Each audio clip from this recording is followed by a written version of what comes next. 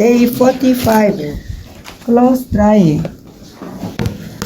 It is common in Korea to dry the laundry on a laundry rack or a clothesline it packed.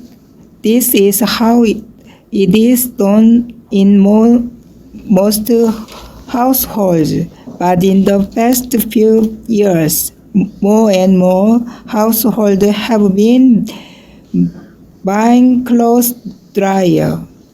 Clothes dryers save the trouble of hanging out the laundry to dry. This is a big time saver.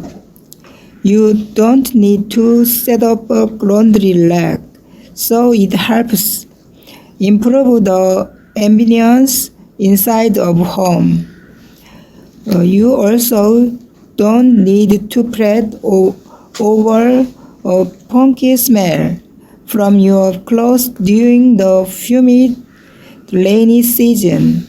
Because of this convenience, tumble dryers are selling like hotcakes these days.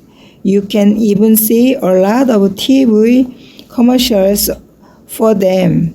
The most popular among newer products are washer dryer combos.